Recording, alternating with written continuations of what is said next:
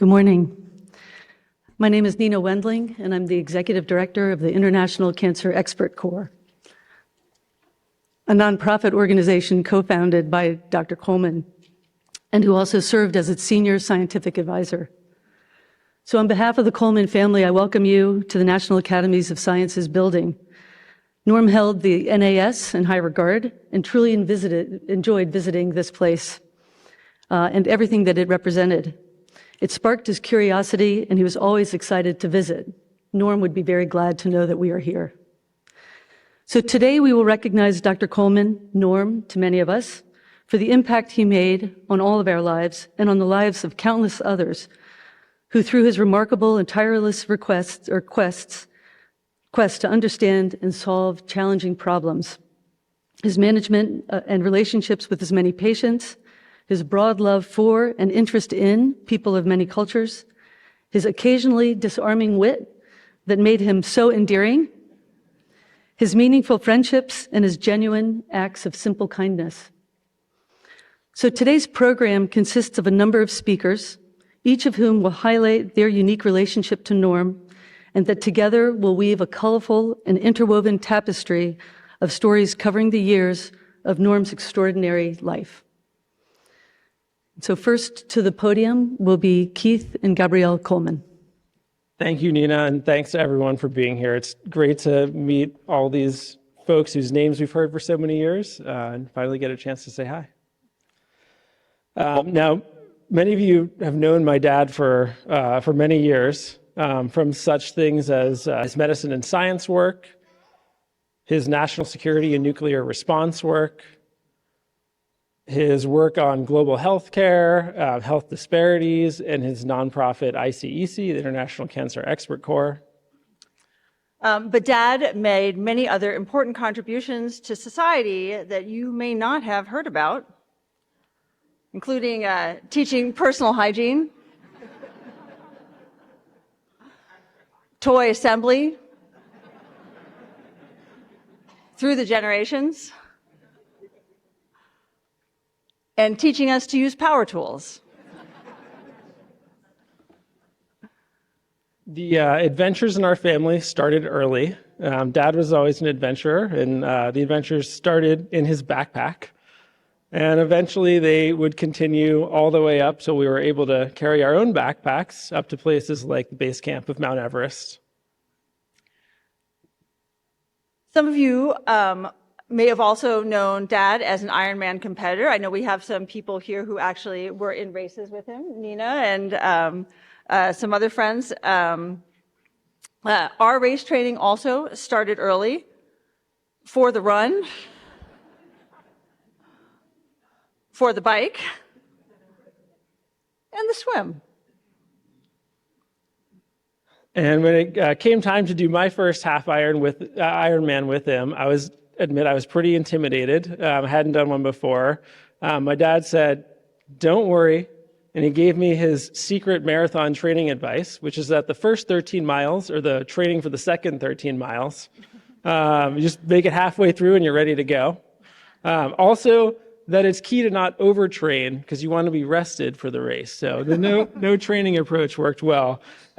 He took that approach all the way to 3 world championships.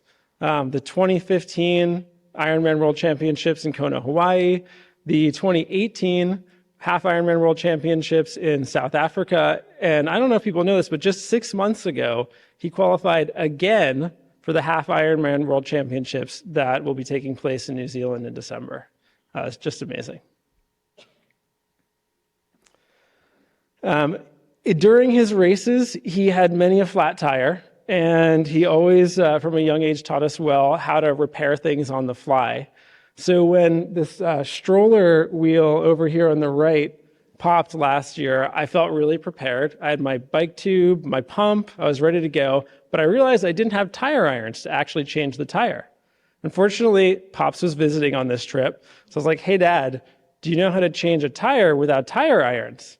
And he looked at me, and he said, "Do you have a spoon?" And then he proceeded to change the tire with 2 spoons, as always teaching me how to do things.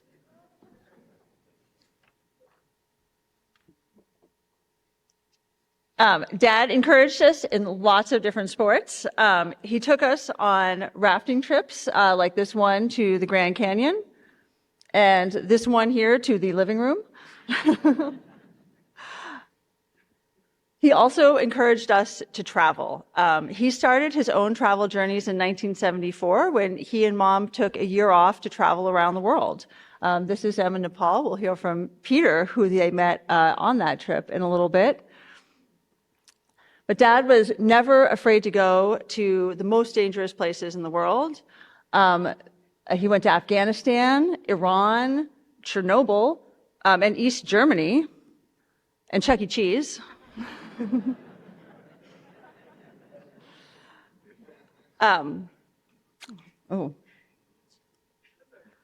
But of course, as you all know about him, the best thing about him was just being with him. We're going to really miss Pops, and I know many of you will too. We're going to miss all the amazing morning times.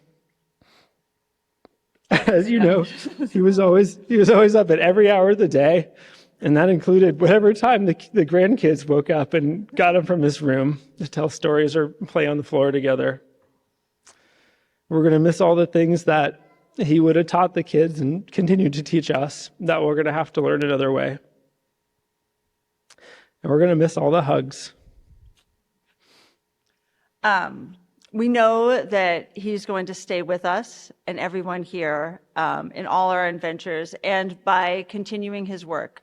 And we are so grateful for all the people here who are doing both of those things, continuing his adventures and his work. And thank you all for being here with us today and for being with him today and through his life. And now, for the person who started this whole adventure with him, his sister, Marge.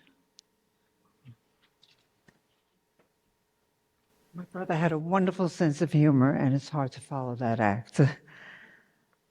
He was my younger brother. He was born prematurely on January 24th, 1945.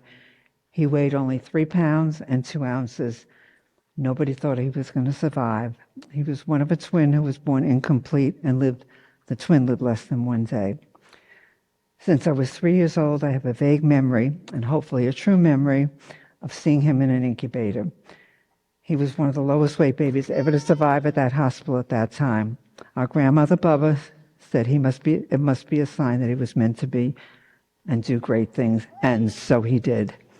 Norm was an amazing, caring, loving, brilliant, kind, compassionate, hardworking, fabulous athlete, very funny, and that was just for starters. While we talked seriously, nobody in this world could make me laugh like he did in the middle of the night. He was a loving husband, father, father-in-law, grandfather, brother, and is referred to my husband as his favorite brother-in-law, being the only one. I have no real memories of him as a baby or toddler, unfortunately, but remember a small, shy boy, age 6, who became a camper. He spent a lot of time on the shoulders of his counselor, who adored him. My mother worked at that camp as a dining room supervisor, and my father as a camp photographer, so he would go to camp, which he then attended for a number of years. Growing up, he had a beloved pet, Zine. I think you all saw the pictures of Zine, his little parakeet, who sat on his shoulder. He had the run of the house and lived very much his life on my brother's shoulder ahead. Norm continued having a love of birds and animals for the rest of his life. We used to love when my parents went out and left us alone to do our own cooking. And our favorite foods were rubber hot dogs, exploded peas, and stuffed in the toaster burned rolls. That was our favorite menu. One day I went to the bedroom, and as the oldest sister started teasing him, as older siblings did in those days and now too. He got up off his desk chair, and I swear he grew at least 6 inches overnight, was now taller than me, and said, "That was enough." Of course, I agreed, and we became very close siblings and stuck together all the time after that. One of the times when I was punished by having to sit behind the garage, he came out and he fed me. He was a doll. Norm ran track and cross country in Teaneck High School, And he was a decent student and lived a typical teenage life with some friends and also some mischief. One time, he got into trouble for throwing eggs out of a car window for Halloween. That was my brother. We had summer jobs to help pay for college. First, Norm worked in Howard Johnson's squirting ice cream into cakes. After that, he had a job in an ER in a local hospital. I remember him coming home one day and not wanting to talk to us as he had seen a 5-year-old girl drown in a bathtub. Devastated, he went right upstairs to his room, and I always felt that that was the beginning of him wanting to help save lives and becoming a doctor. I always felt that that was the start of Norm's career. Norm once told me he began to realize he was a good student his last year of high school, and he applied and went to the University of Vermont, where he had been a student and loved it. His friends and classmate Warren Kaplan will talk about that time in UVM, where he was excellent in many ways. In later years, he was invited back to UVM. He received both honors and an honorary degree. He was very, very well regarded by the University of Vermont.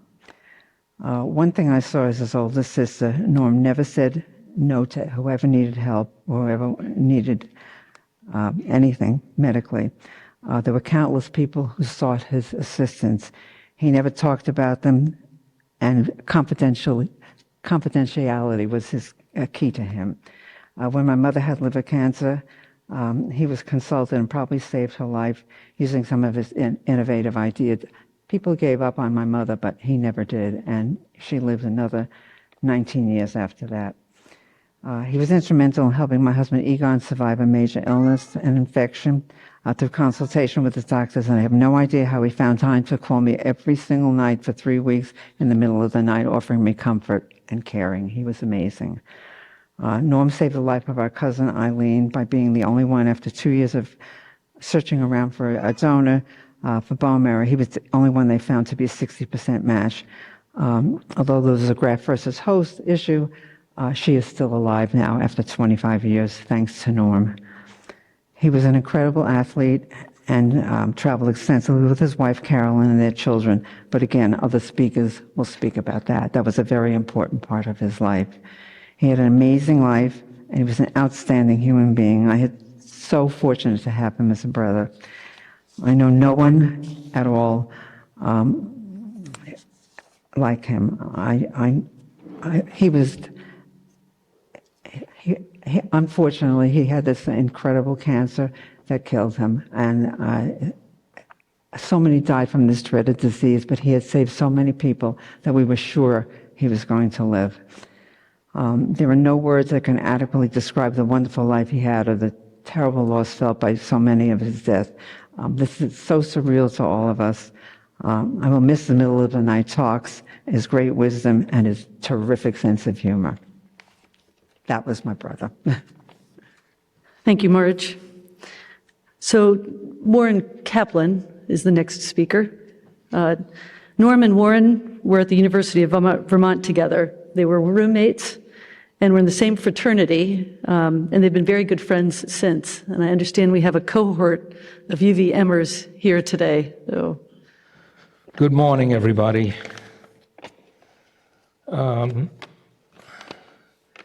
The University of Vermont right now has about 12,000 students, but when we were there and when we started in 1962, there were only about 3,000 students. And so everything there, the atmosphere there, the relationships there were very, very personal. Having said that, my very first class, I sat down next to a fellow by the name of Steve Brodman, who was sitting next to a fellow by the name of Norm Coleman. We became friends that day, and through the semester, we became very, very good friends, and we remain friends to this day, 62 years later. And as a matter of fact, Steve Brodman is here today, too.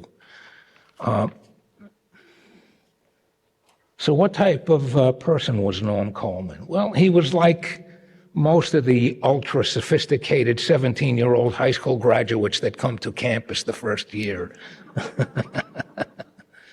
But as the year went on, I got to realize that Norm was a person with a great wit and a great imagination. And there was one particular event that sits in my mind that I revisit retrospectively to this day also. Norm and I pledged the same fraternity, and as fraternities tend to do, they had a beer blast for the young fellas. And they had beer all over the place, and when it was finally time for us to end this, they had the beer in pitchers. And when they started to herd us out of those rooms, I saw Norm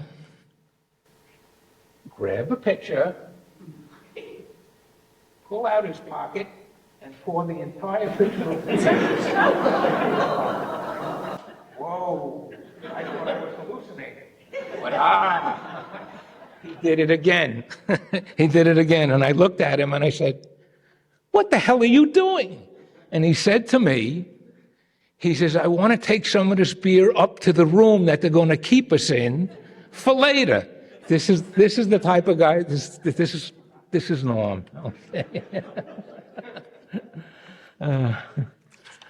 Anyway, he really was a man of infinite jest. I don't think there is anyone in this room who doesn't know about his corny jokes.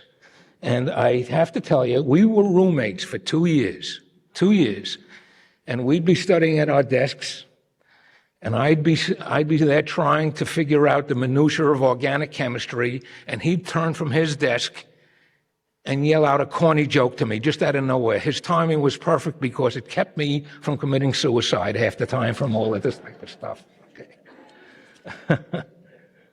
But Norm, seriously, Norm was an inspiration to all of us. He was a person of great integrity, and that inspiration sort of seeped into you. You didn't even know what was happening. You just talked to him about the events of the day and his opinion on things, his point of view, the way he felt about things just was sort of uplifting, but it wasn't anything that was all in your face.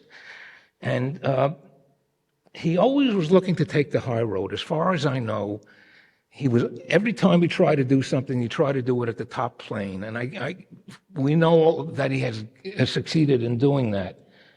The way I really know it is that in all my years at Vermont, and then subsequent years in graduate school at a different university, I did my academic best, unquestionably, when he and I were roommates. I did things that were not academic. I did them better when he was my roommate also. And he just was an inspiration to us all. Academically, we know that Norm was just brilliant, and the world is far better off for it. But in these past weeks, as I think about Norm more and more, a question conjured into my mind, and it was, if you had to sum up Norm Coleman in one sentence, what would you say? And I thought about it for quite a while, even though the answer came very, very early on. Norm Coleman brought out the best in everyone he touched. Norm Coleman brought out the best in everyone he touched. That's really not a bad epitaph, that. Thank you, Norm, and thank you, everybody. So Ron Davis was Norm's classmate at Yale Medical School. Ron's not able to travel to Washington, D.C. He sent to us a written message, and once we read it, we realized it was much more effective if he would record a video. So we do have that video, which we'll play next. It was a most inopportune time for my close friend to depart. You see, we shared secret plans to accommodate ourselves to what was surely to be a trying dissolution of the civilization we lived in, conveniently occurring over the natural span of our lives.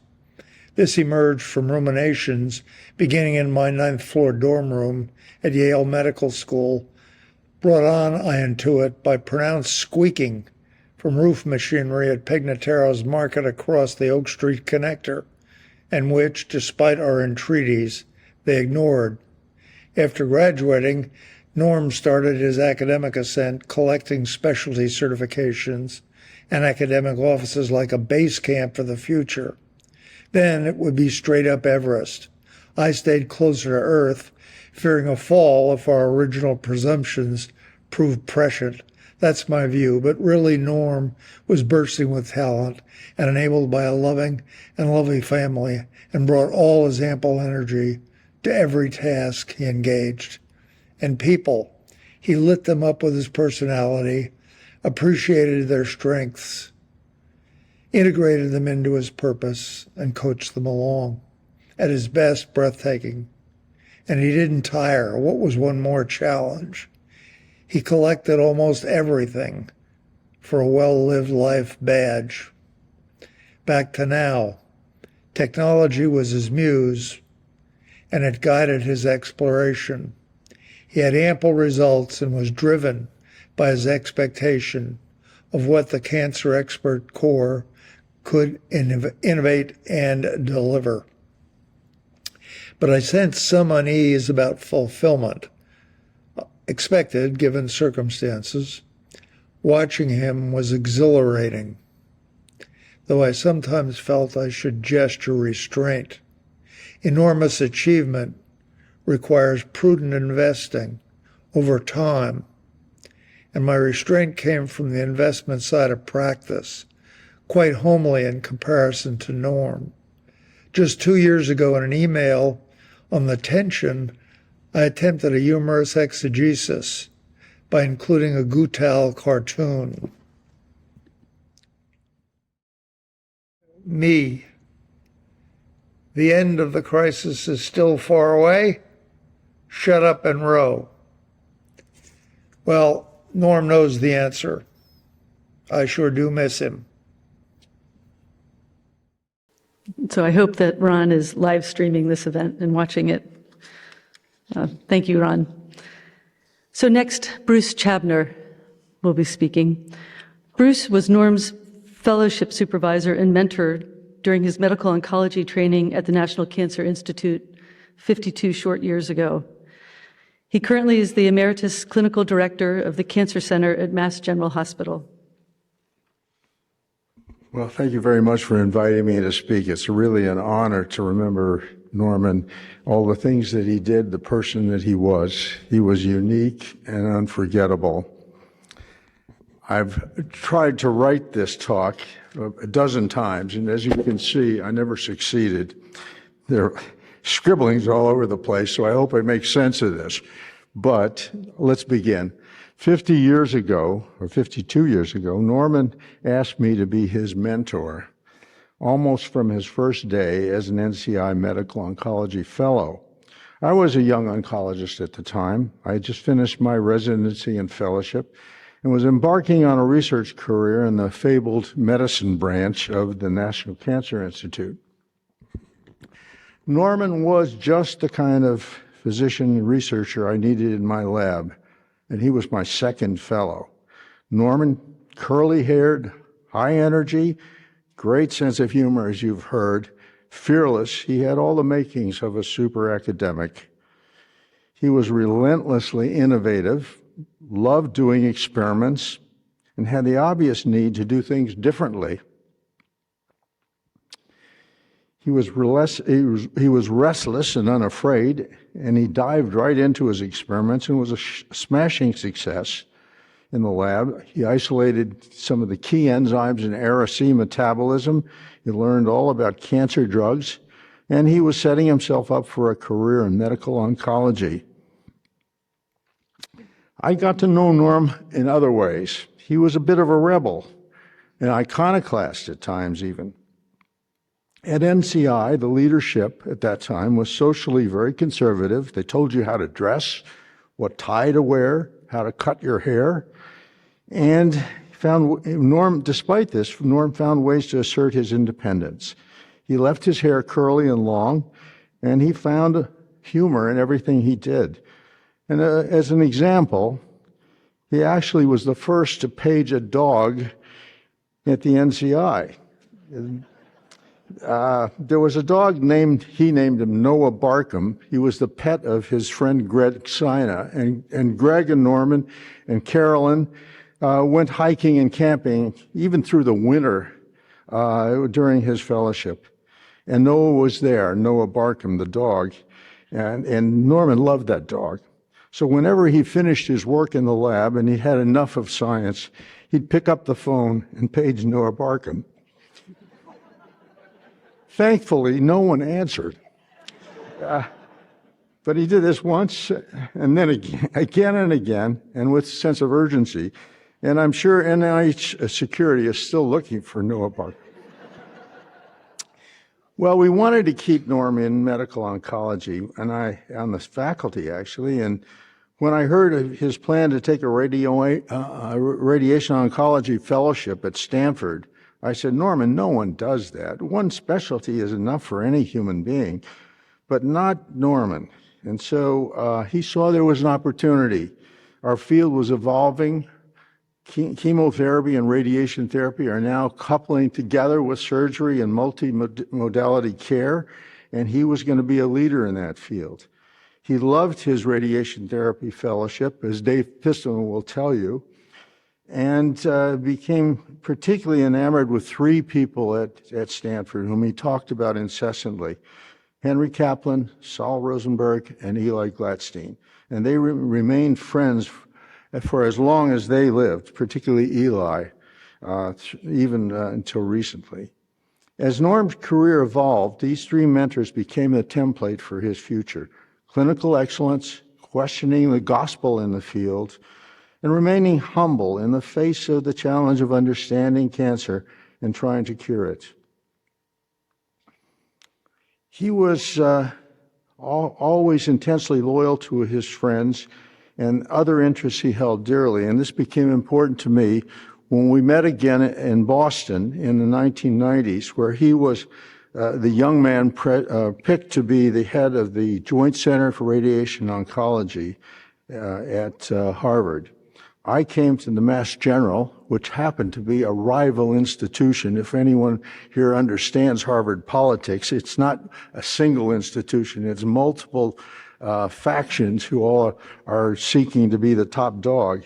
And I came to Mass General, and I was not exactly welcomed by the other institutions. But Norman was there, and he encouraged me to take the longer view and to see the value of cooperation.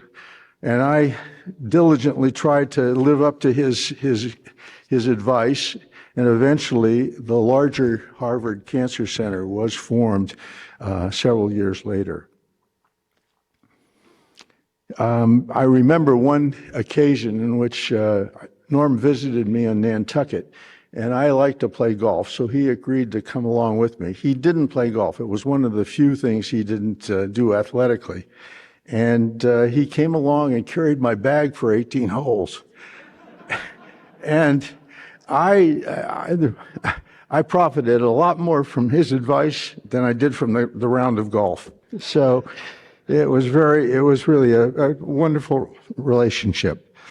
So despite his personal success, it was never enough to do just science. He hated arrogance. He realized the immensity of the challenge in cancer research, and his accomplishments are too many to list. He addressed the global need of radiation oncology with the ICEC effort. Simultaneously, in his last position at NCI, he led the government's inquiry into radiation accidents on a global scale. And all the while, he was working in the lab on the interaction of immune checkpoint inhibitors, the latest immunotherapy, and irradiation. And he was overseeing, at times, both the intramural and extramural research and radiation therapy at NCI. No one but Norman would take on such a load, and he approached it with his usual humor and great energy. And when his final confrontation with his arch enemy came, he knew that the standard measures offered little hope, and he put his chips on a regimen of his own design. Most oncologists would be reluctant to do that, but not Norman. A fabled character, a most generous and loving friend, and an inspiration to all those that he touched. and a most formidable foe for cancer, he leaves behind an audacious legacy for the next generation of physician scientists in the cancer field. His message clearly was, accept no limits. Norman never did, and it was his way. Thank you. So Edison Liu, currently professor and president emeritus at the Jackson Laboratory. Throughout Ed's professional life, Norm Coleman was a remarkable influence, shaping the character and trajectory of his career. As a professor, Norm taught Ed oncology during his fellowship at Stanford, and later as an advisor to the NCI, Norm was instrumental in Ed's selection as scientific director there. Ed and Norm became close allies and friends when Norm left Harvard and joined Ed to co-lead NCI's intramural clinical program. Because of this deep friendship, Norm became one of Ed's most trusted confidants and advisors as he took on other leadership positions. My friend Norm was a great man.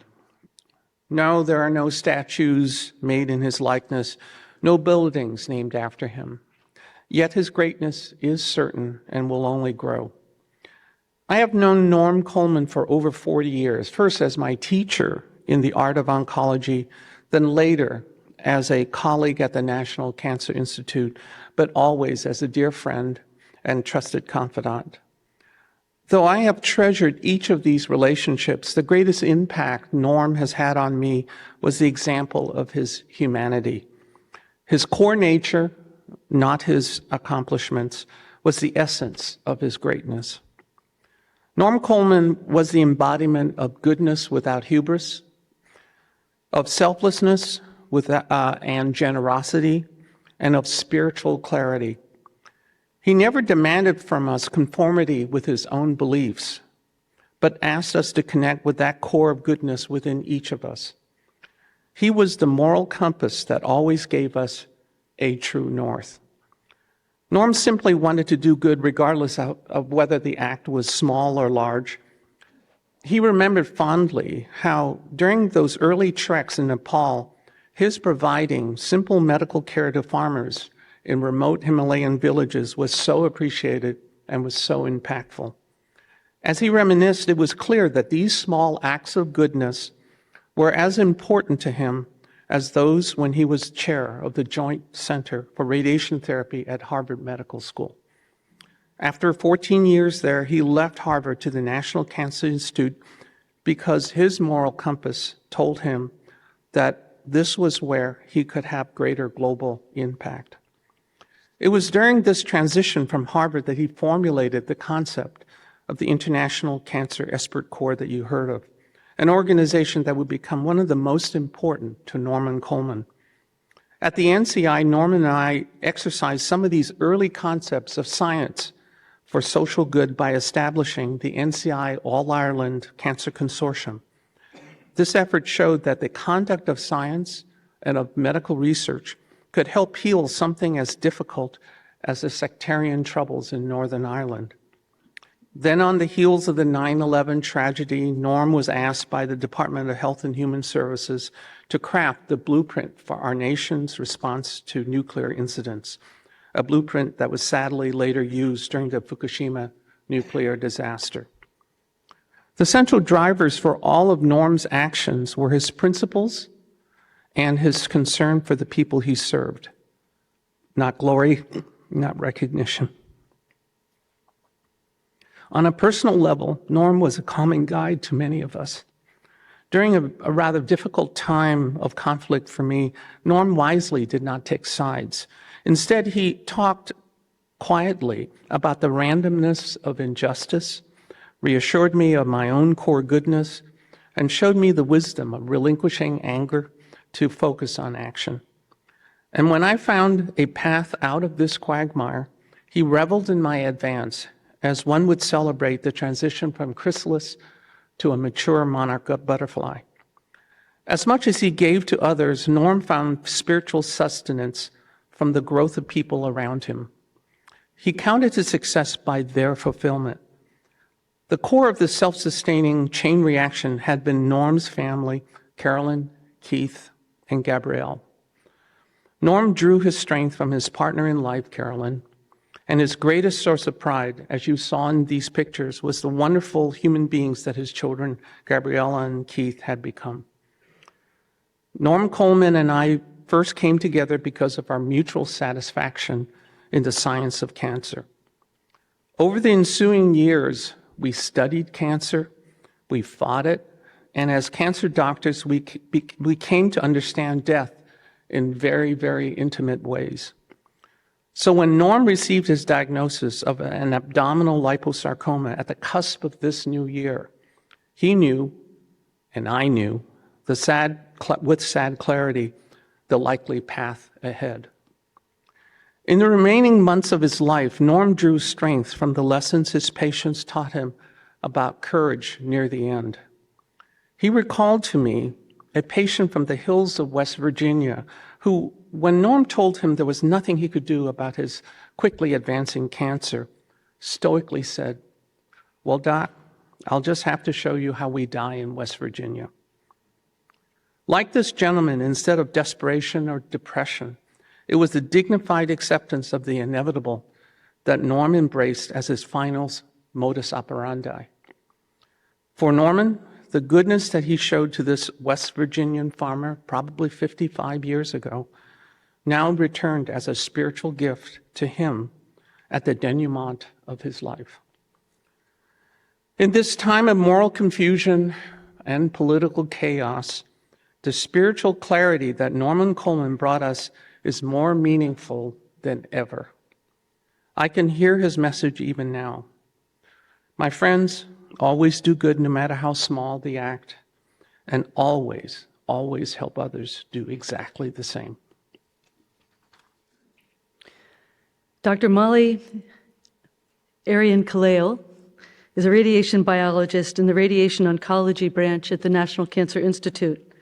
She was science lead in Dr. Coleman's laboratory at NCI and worked alongside of him for 2 decades.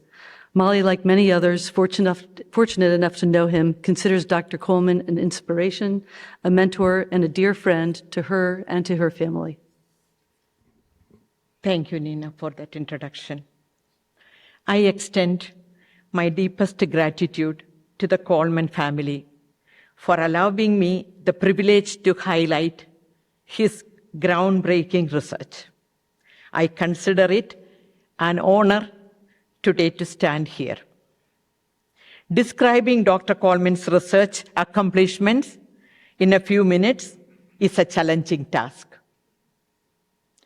His work in radiation oncology and cancer research was profound. He combined radiobiology with immunology and molecular biology, leading to transformative discoveries. Today, I will highlight a few of his most significant contributions. In 2007, our lab studied molecular alterations in tumor cells after different radiotherapy protocols. We found that delivering radiation in multiple fractions instead of a single dose activates immune pathways and adaptations. We reported the unique possibility of using fractionated radiation in combination with a targeted drug. Working with our collaborators, Dr. Fermenti and Demaria, we later proved that targeting these radiation-induced immune response pathways was much more effective in killing cancer cells. We published our findings in Nature Communications in 2017. Our subsequent studies from the lab showed that drugs were most effective within tumor cells after we exposed the cells to radiation.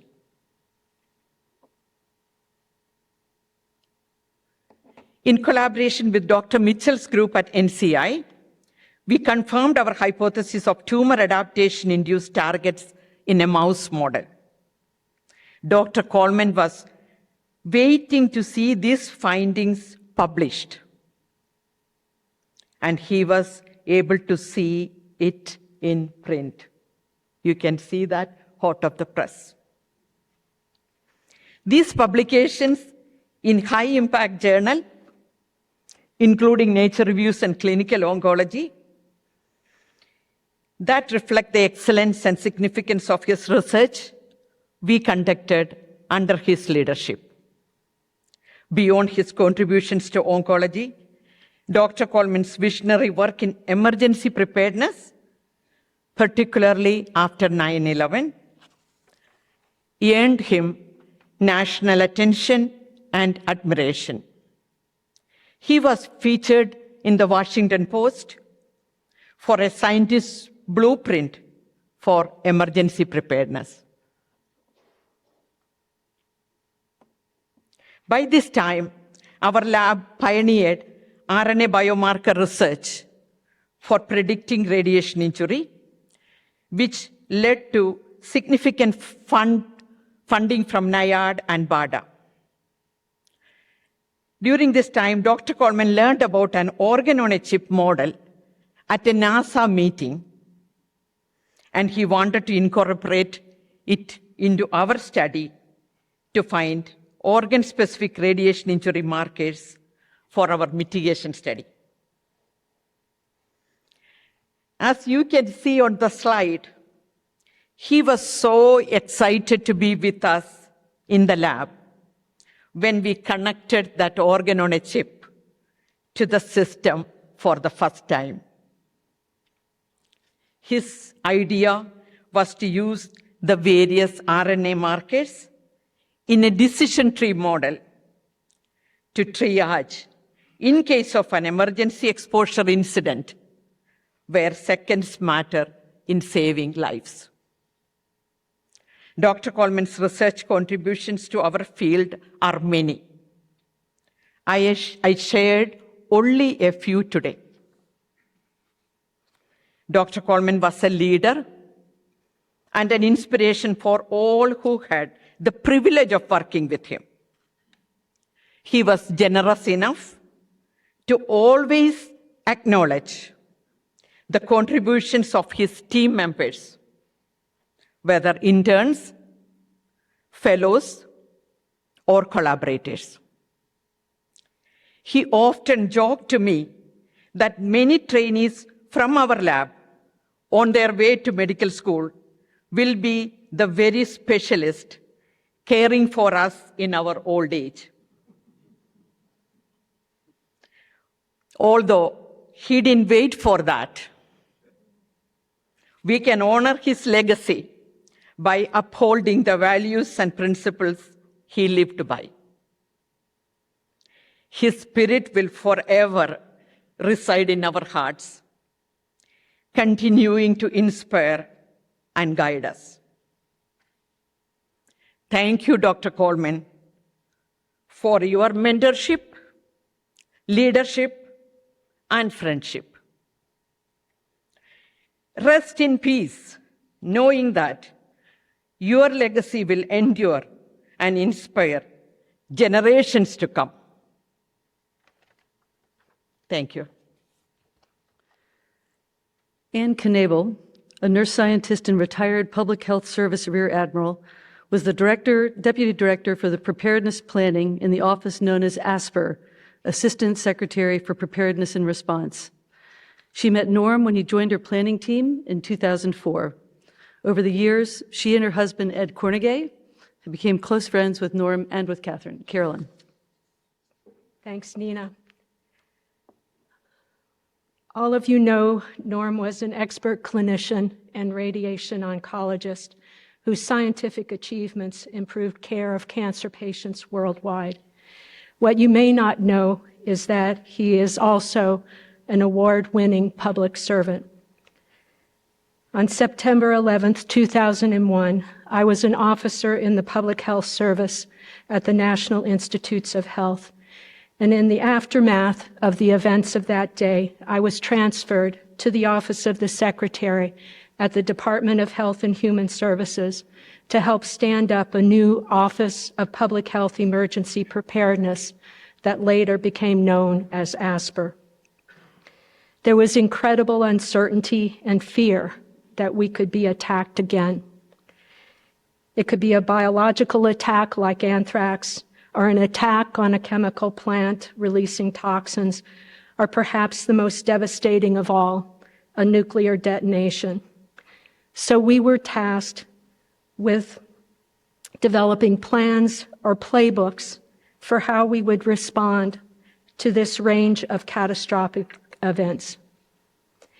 In 2004, Norm connected with Stuart Simonson, who was at that time the Assistant Secretary for Preparedness and Response, and he volunteered to help. Norm joined my planning team and applied his radiation oncology expertise to our efforts to develop a playbook for how the federal government would care for the casualties from a nuclear detonation. To have Norm join my team was an incredible gift. Not only did he bring his extensive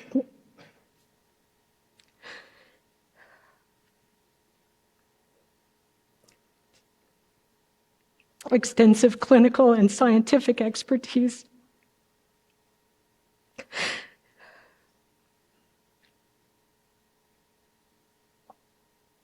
he brought kindness and humor to what were sometimes grim discussions.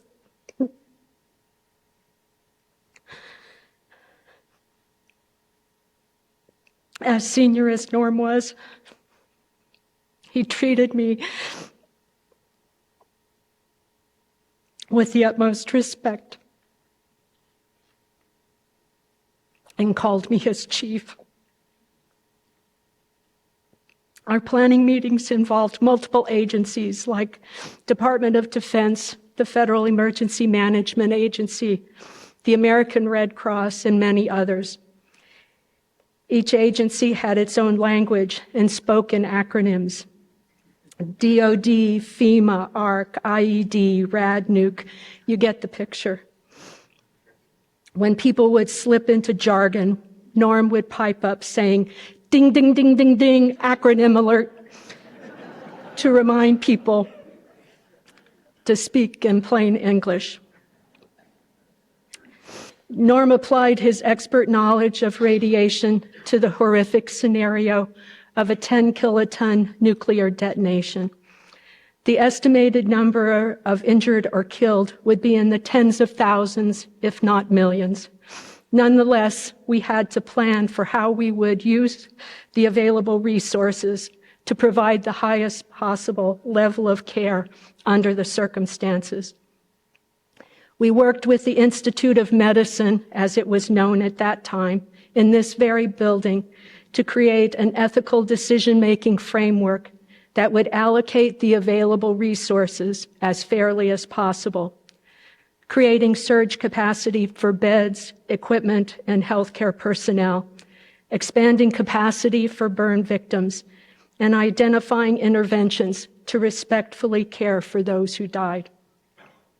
Norm's experience as an oncologist was essential in developing these plans. As our planning meetings continued, we would sometimes get stuck, and the same topics would get discussed over and over. Norm didn't have patience with that because our work required us to make progress quickly. But in typical Norm fashion, he injected humor into the situation and showed up one day with Groundhog Day hats for everyone.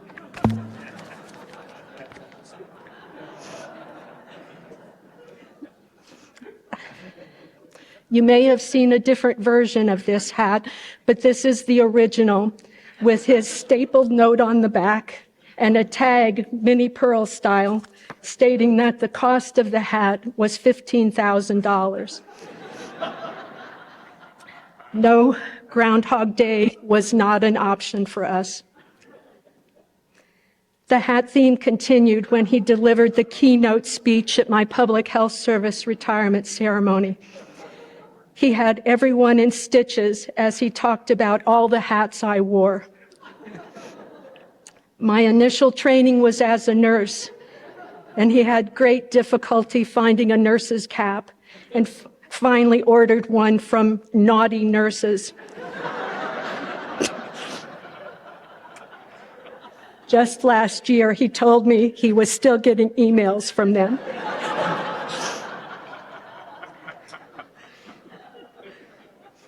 In the end, we had a viable playbook, but ever the scientist, Norm wasn't content to have the results of our planning efforts sit in a plan at HHS, ding, ding, ding. These are just a few of the examples, These are just a few of the examples of the publications that he and I worked on together. There are many more publications Norm worked on with many other colleagues as he continued to support disaster planning efforts for our country. Now back to the award-winning part. As you've heard, in 2011, there was an earthquake and tsunami that caused the Fukushima nuclear power plant to release large amounts of radioactive material. As the world's experts in the medical consequences of radiation disasters, Norm traveled to Japan to advise the U.S. ambassador and the Japanese government. Later that year, Norm received the Oscar of Public Service, a Sammy, for the work he did with us at ASPR, ding ding, and for his response to the Fukushima incident. Even though I retired from the public health service and went back to doing scientific work at NIH, ding, we kept in touch. My husband Ed and I looked forward to dinner at O'Donnell's with Norm and Carolyn. And we are grateful we had the opportunity to see Norm and Carolyn last December after Norm learned how sick he was.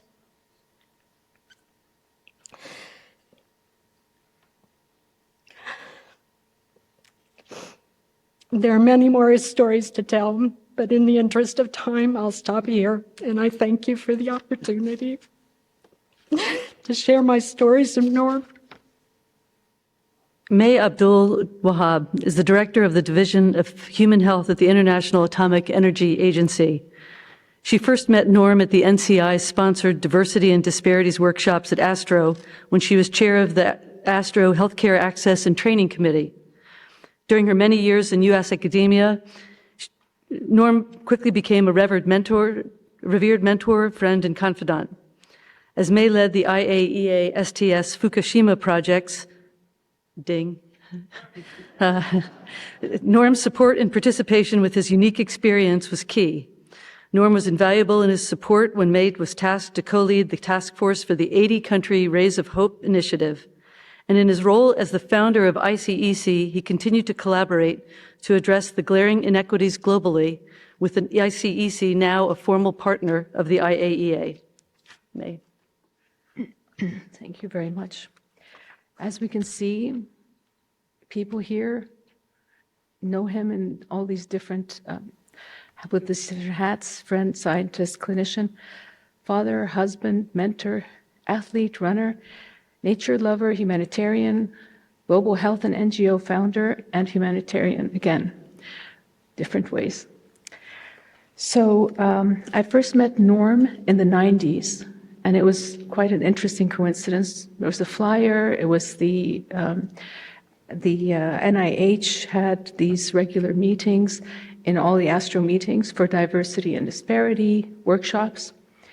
And at the time, I met this guy and I said, wow, I'm really impressed. An unwavering enthusiasm, a quest for fairness in access for marginalized populations. And like many who seek to help the swath of humanity that's excluded from opportunities we take for granted, he saw the individual behind the artificially constructed silos of race, gender, religion, ethnicity, nationality, socioeconomic status, whatever the flavor of the month was. He saw beyond that. And because of that, when he saw our common humanity and being the ultimate scientist, he sought solutions. And for radiotherapy, it was through Stella, which is quite an exciting move forward for the field. And during my time in academia and many decades, he was my revered mentor, of course, friend, And his friendship and trust included sharing his innermost thoughts, personal journey.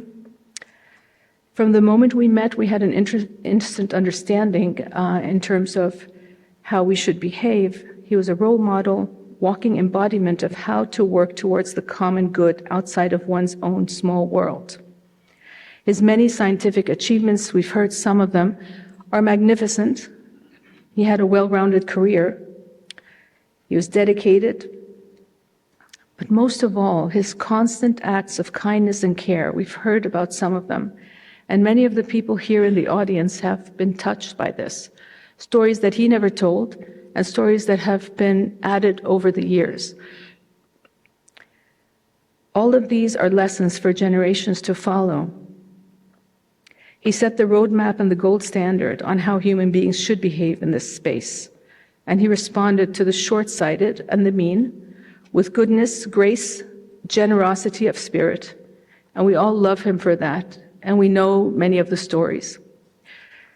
So now I just want to give a couple of examples very quickly of things we have done together. So as you have heard, the IEA STS projects, which is Science Technology Studies, started 2014 after the Fukushima accident that we just saw from our last speaker. And these projects covered the needs of the immediate aftermath of the Fukushima accident. So in terms of decontamination, in terms of training physicists to be able to assess dose and so forth. But as time passed, the needs changed, and we had to think of the evacuated population and how to get them back. And one of the important things was the communication in a way that people would understand, something that Norm was very good at. He shared his unique experience. We've heard a little bit about that. And he shared it with many people around the world. We had a large community of international people interested in specifically radiation protection and assessment of management and management of radiation accidents. And he also brought in colleagues, you heard from Molly as well, so we could look at the cutting edge research and see how we can support and assess doses and so forth. But most importantly, he was very familiar with the human emotions surrounding something like this and a response to disaster. And this was very clear to everybody.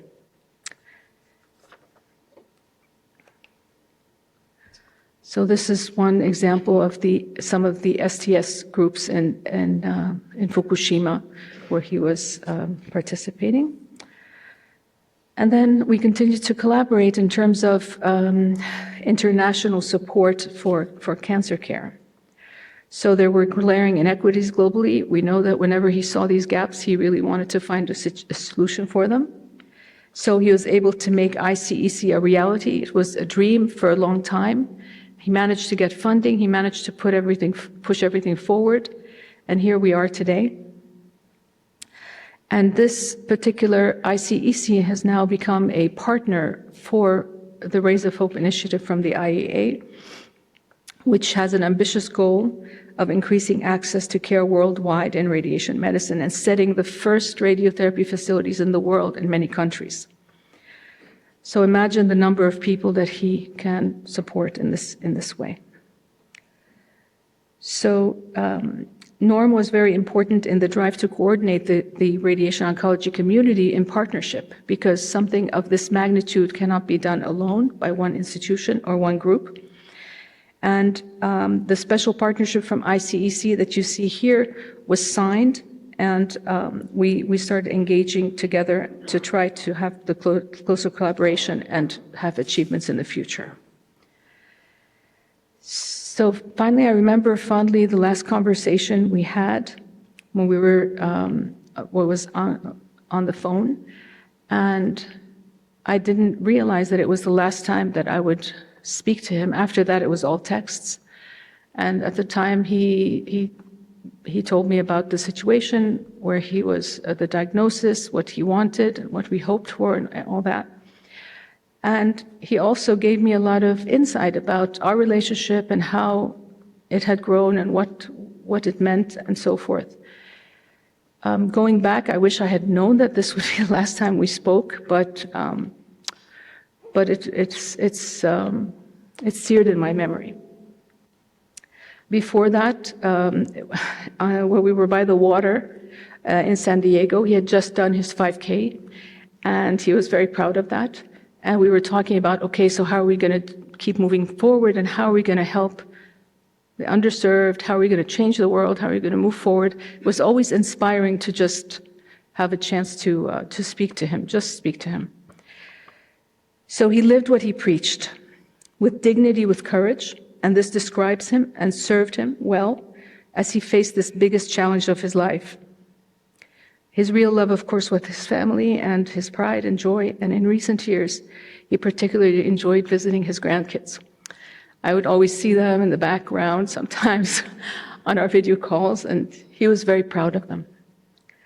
So I wish serenity and patience for Carolyn, Gabriel, and Keith, and for all the friends and family who loved him dearly, and friends here in the audience. Everybody has a story.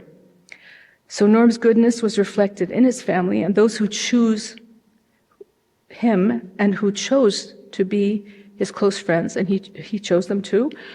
So this is kind of a circle of goodness that keeps growing. And I think this is the parting gift that he gave to us all. So for the people in this audience, for the people who have had these relationships with Norm, I hope that you will continue to work together towards a better world, because he deserves that. Thank you. David Pistonma said that Norm often reminded him of their bond through Dr. Henry S. Kaplan, under whom both trained and worked with in radiation therapy at Stanford. Norm, in his career, exemplified Dr. Kaplan's drive to understand basic cancer biology. Unfortunately, Norm's life, like Dr. Kaplan's, was ended by an unrelenting, aggressive cancer that did not respond to the best treatment then available. Thank you, Nina. Regrettably, I was pleased by Norm to ask by Norm to make remarks today. The last time I made remarks at such a gathering was for my mother just weeks before her 106th birthday. Norm left us just weeks after his 79th birthday. Life isn't fair, but you have a sense of what Norm accomplished in those 79 years. I first met Norm at the beginning of July 1975 when he started his radiation therapy fellowship at Stanford. I was on the faculty, as was the late Dr. Eli Gladstein, the best mentor I've ever known, Mr. Wonderful to us at Stanford. The residents loved Eli, not just for his teaching, but every Wednesday afternoon we had chart rounds and film review that took all afternoon. Eli got us through those long sessions by bringing 3 cheesecakes from Uncle Otto's Cheese Factory on El Camino Real. That ended in the summer of 1977, when Eli was recruited by Dr. Vince DeVita to head the intramural radiation oncology branch at NCI. Several months later, I had a meeting in Bethesda. Norm gave me 3 Uncle Otto's cheesecakes to bring to Eli as a thank you from him and the other residents. But some of you may remember Eli did not need extra calories. In December 1978, Norm saved my life, sort of. We have a tradition of a luncheon in the holiday season. That year, I happened to be acting chairman, and I specifically said no alcohol during this luncheon. It was in the middle of a normal, busy working day. Dr. Roach probably remembers what those chart rounds were like. Well, about 1:30 in the afternoon of the luncheon, I was sitting at the chairman's desk, and I lost vision entirely on the left side. My first thought was Joanna, who was home with Siri, who was 2.5, Carrie, 7 weeks, and I was having a stroke. So I called for Norm. Norm's first question was, did you have anything to drink at the luncheon? I said, well, I'm embarrassed, but all I had for lunch was 3 or 4 glasses of that frothy eggnog. He said, oh, there was vodka in that eggnog. I said, you're going to be fine. He moved me to a very comfortable armchair, said, I'll check on you from time to time, walked out and closed the door. So his prognosis was correct. I was able to pedal home on my bicycle at the end of the day. In 1979, we moved to NIH, or to Bethesda. Dr. DeVita asked me to head the newly established radiation oncology branch in the extramural program in the cancer therapy evaluation program. He said for internal politics, he needed to establish a branch, but that if I found that unsatisfactory, he would later establish the radiation research program. It didn't take me long at NCI to realize a branch chief had no voice in policy nor in the distribution of discretionary funds. So I wrote a memo to Dr. DeVita, said it's time to establish the radiation research program. He kept his promise, so I was the first associate director of the radiation research program. Thus, it wasn't long, well, it might have been a while after that. Siri was probably 4.5, Carrie was 2. Norm came to Bethesda for a meeting. Joanna invited him to dinner. When he showed up, the girls were in total meltdown, and Joanna was trying to prepare dinner. So Norm said, well, let me take care of this. So he took them upstairs, the top of the stairway where the bedrooms were, got a book and started reading to them. It was about Shrubatina. As many of you know, there are no words, just pictures. Norm read the most exciting story faster than I could have read it if there were words to the story. The girls quieted down, he put them to bed, came down for dinner. Carrie and Siri remember that even today. The next thing, when it came time to retire, I advised Norm that I was going to be coming to Washington. He said, I have a fabulous job for you. The only unfortunate thing is I can't pay you anything. So we had that cup of coffee, described the International Cancer Expert Corps, and signed me up. So for the last 9.5 years, I've been helping the International Cancer Expert Corps, and I told Norm that I would continue to do that as long as I could. So may Norm be resting in comfort and peace, and thank you, Carolyn, for being a great part of this 49-year friendship. So next, Manjit Dosanjh, an ICEC board member, the Stella project leader, Oxford professor, and former senior advisor for medical applications at CERN. Thank you, Nina. I feel humbled to be here. I actually don't know what I'm doing here amongst all of you and what I've heard so far.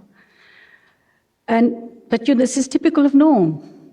He was who he was, caring, supportive, always there, and lived his life to who he was.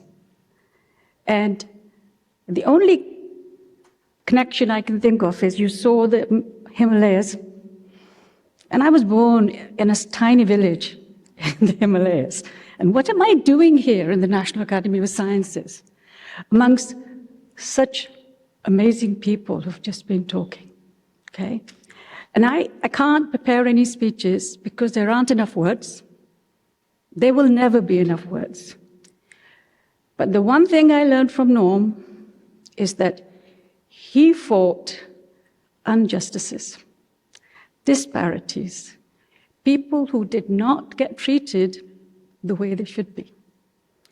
And somehow in parallel, I've been living a life, it was inevitable that Norm and I would meet, okay? And the reason I have this photograph there, at CERN, we tried to do a lot of education and training, and we wanted to try to get Africa to be part of CERN's excellent accelerator structures. But to have something like the Large Hadron Collider, you need fundamental education and training. You can't do without that. And Norm, of course, as you know, was a great believer in all of this. Mentoring, twinning, education, building the future. And he also taught me, though, and that's why I put this photograph there, and it was that first African physics school where I was teaching that I took this. Born in India, growing up in England, and then becoming the rest of the world, is that there are two ways of looking at things. You can either be oceans apart, or you can be bridging the gap. So this is one of the lessons I learned from Norm. Yeah. So the thing is, I said, he really fought for the haves and have-nots, and the disparities. And one of the things I've been doing all my life, because I was one of the other edge, okay, is if you want to fight disparities, you have to know where's the gap. And this is one of my favorite map that I use for 20, 30 years. You can see where the disparities are. Don't need a lot of words, okay? And this is something important because words are not needed. So this is, where's the gap? So I've been spending my life identifying gaps, bridging the gap, building bridges. So if you see the next one, I showed Norm this in 2013 because actually we have this great conference, which is translational research, which I chair with Jacques Bernier from Genolier Clinic. And you know, I'm at CERN, and if you use the word French word, they are both physicians. And, you know, and living at CERN, I showed Norm, I said, I'm bridging the gap with this conference where you want to speak at. So I've solved your problem. I didn't know I had the problem. Okay, and this is what we did at that conference. Okay, so this was another type of bridging the gap. So for the next one, and of course, Norm, you've heard him, you know, everything about disparities in access to cancer treatment. A lot of people have already covered this. And he wanted to talk about the International Cancer Expert Corps in our 2014 meeting in Geneva. And for the next slide. So Jacques Bernier and I were the chair, and we said, look, Norm, it's a 5-day meeting. We never give anybody 2 talks. We've already decided we're going to talk about your radiation biology and cancer biology work. Can't give you a second. We've never given it. But he could be so persuasive. You couldn't say no to Norm. So we had to find a plan whereby we didn't upset what we normally did. So we said, okay, Norm, you can speak on the first day when all the physicists are there about ICEC, and then you can speak about your cancer biology on the last day. Okay? And 2014 is a very significant year because it was 60 years of CERN, 60 years of particle therapy, and the most significant thing was it was the first time that Norm talked about ICEC and his vision in the international arena.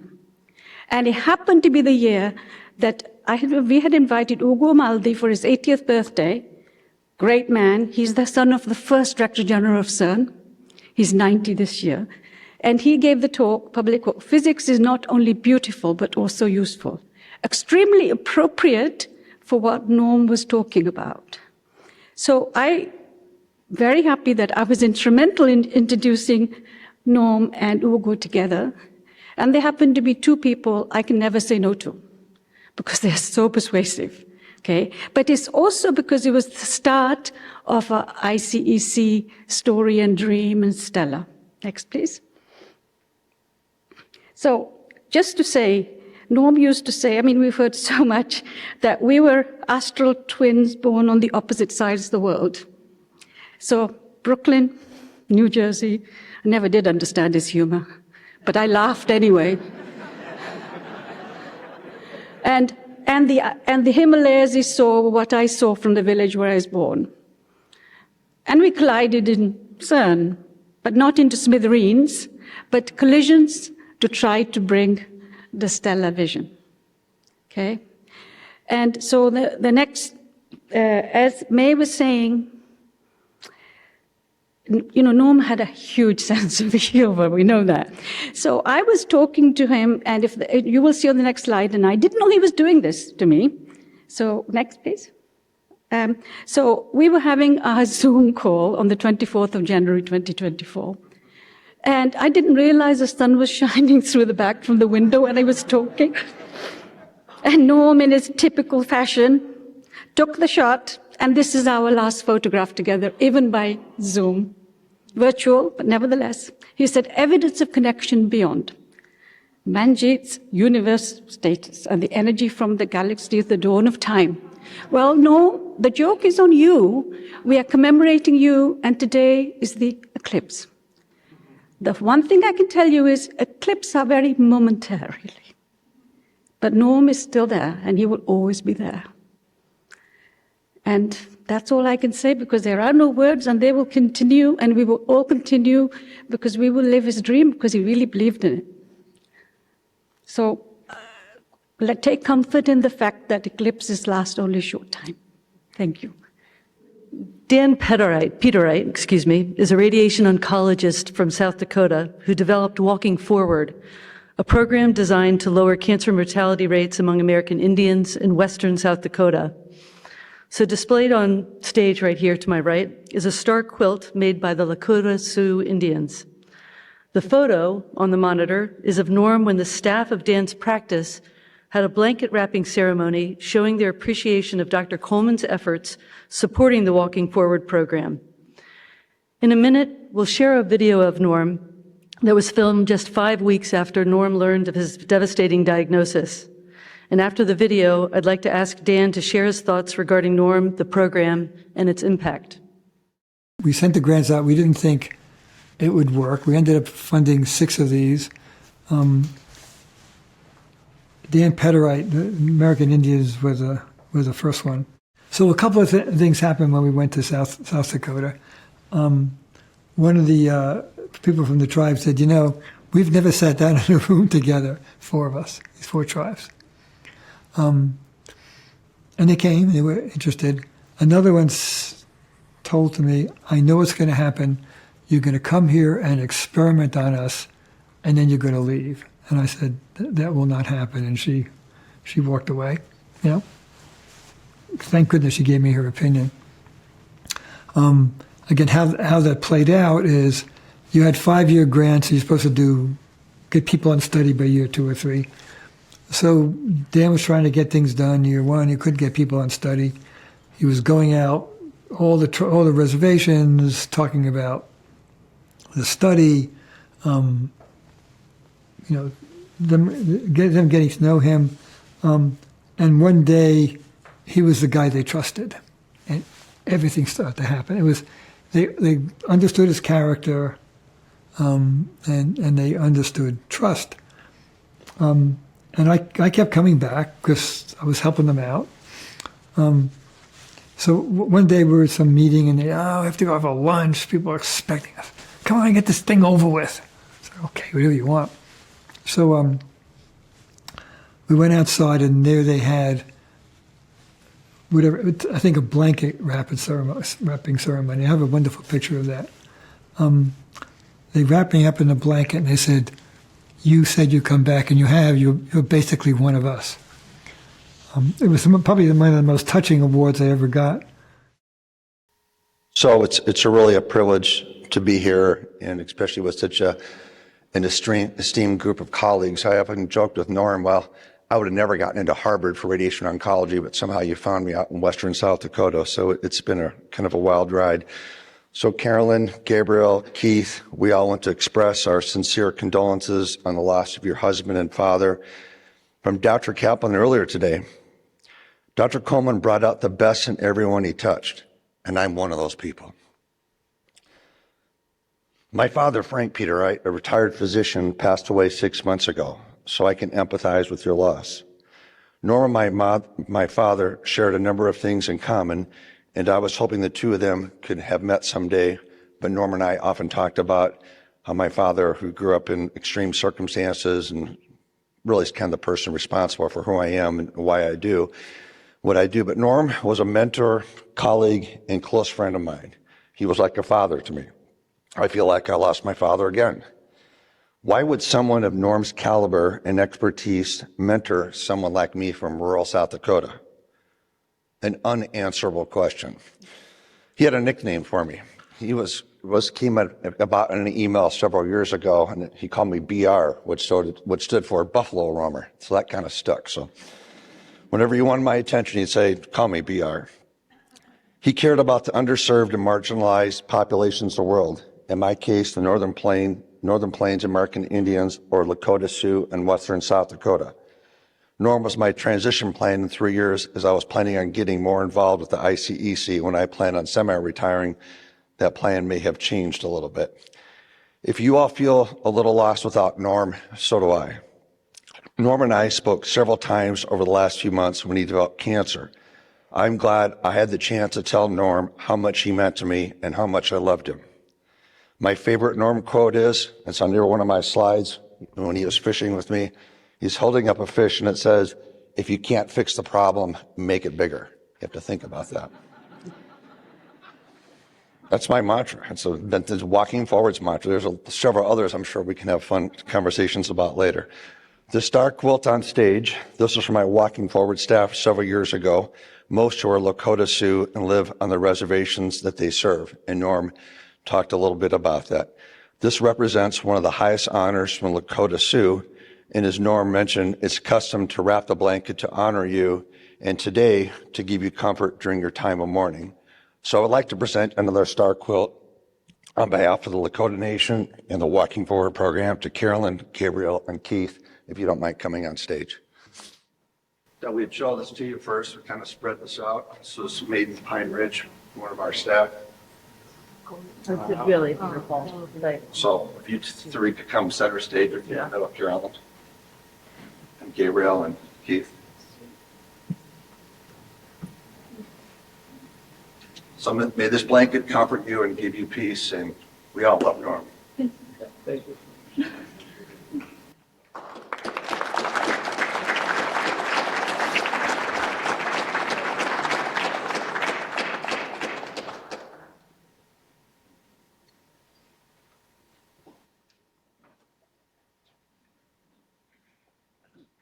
Just to say thank you.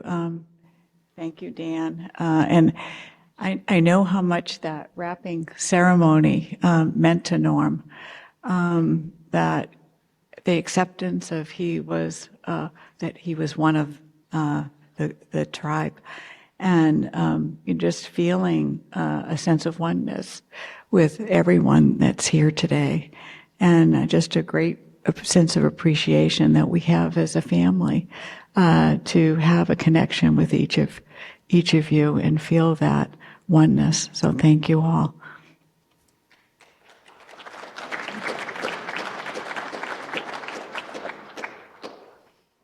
So Peter von Mertens has known Norm, Carolyn, Danielle, or Gabrielle, Keith, and the richness of adventures and time that they've spent together in the mountains of Nepal, Patagonia, the Dolomites, and the hills of New Zealand and New Hampshire.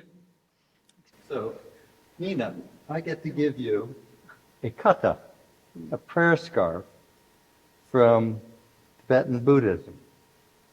And this is a way of thanking you for all the work you've done to organize this wonderful gathering and your competence and all your help to Carolyn and the family.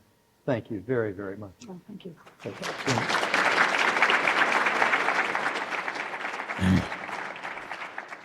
So, katas are a traditional way of meeting and greeting people. And Norm was very much into katas.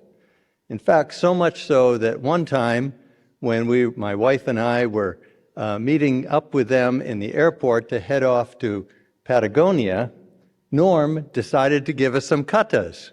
Not having any at hand, he pulled out 2 of the covers for toilets and gave us them and put them around our necks at the time.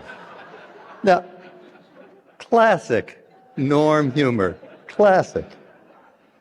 So people have talked here about kind of what it is about Norm that's so special, and I think it's his infectious enthusiasm for everything, and his love for the people that he had too, and his ability to use humor to raise everybody around him into thinking differently and acting differently towards each other.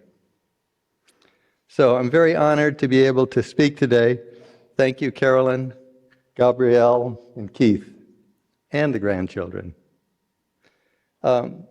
I'm aware that being the last speaker, with the exception of the family, that I am all that stands between you and refreshments, and the eclipse too, but not to worry. I've known Norm for roughly 50 years as an adventurer and a best friend. And what a terrific friend he was, so full of love. I miss him. I got to know Norm and Carolyn Gabrielle and Keith during a series of treks in Nepal, which we took together, in New Zealand, in Patagonia, and in the Dolomites of Italy. And here's the whole family together on our second trip to Nepal. Weren't we all young back in those days?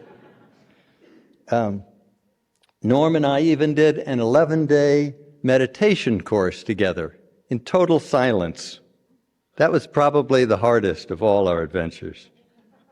The story I want to tell you took place before all that on the very first trek that I went with Norm and Carolyn, because it illustrates so many of the qualities I admire in him. In 1974, Norm and Carolyn were on an around-the-world trip, as has been talked about. Norm had just completed his residency in pediatric oncology at Stanford, and to get away from that stress and to enjoy time with Carolyn before children and family, they decided to take a trip around the world. A 25-day trip to the base camp of Mount Everest was a segment of that trip.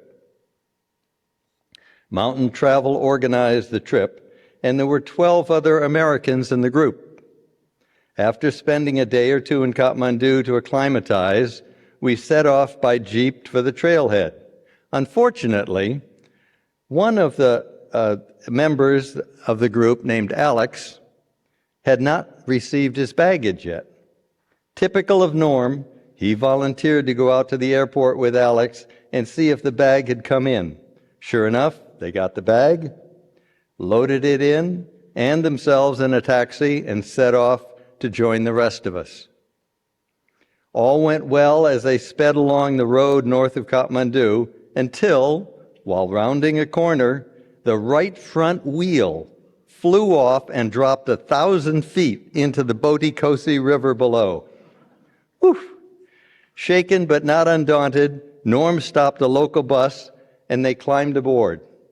Not knowing where to get off and unable to communicate with anybody in the bus, Norm incredibly recognized the young Sherpa we had left on the trail head.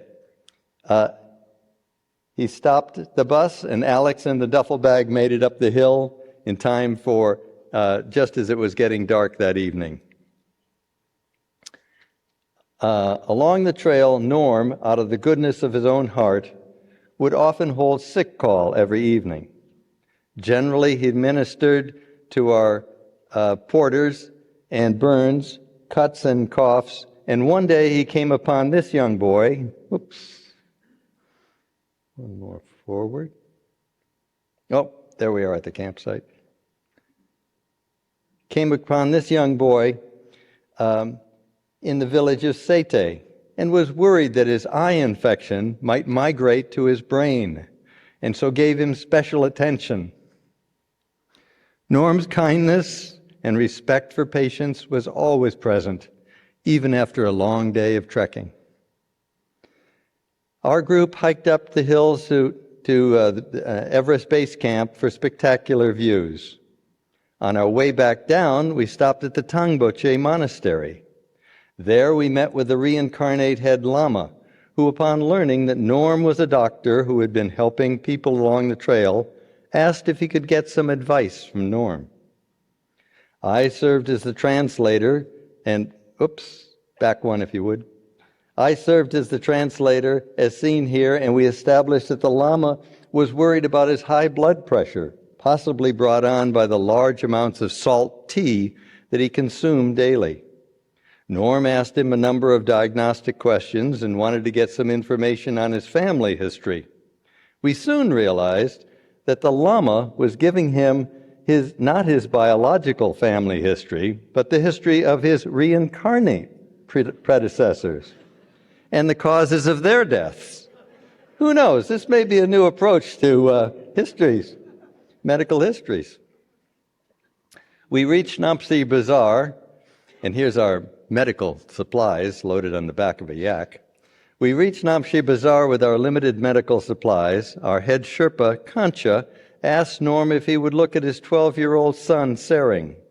Sering had a fair-sized growth on the back on his back, and it fell directly under his shoulder straps of his backpack.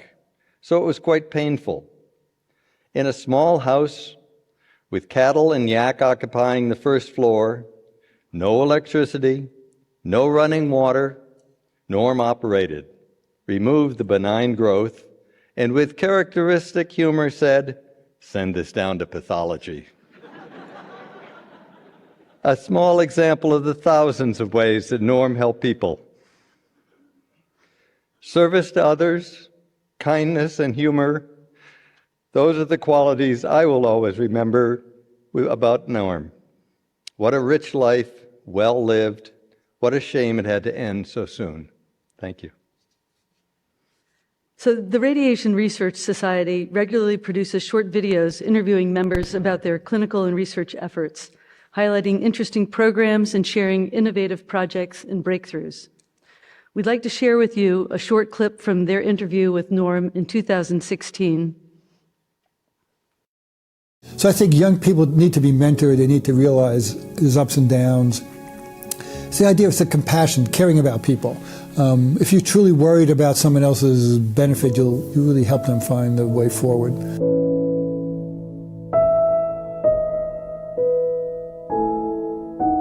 The real important message in some ways is get yourself out of your comfort zone early in life. Go to India, go to these places, and you realize how great cultures are, how much you can learn from those. You need to be adventurous. You might as well live, as I say, you want to live the breadth of your years, not just the length.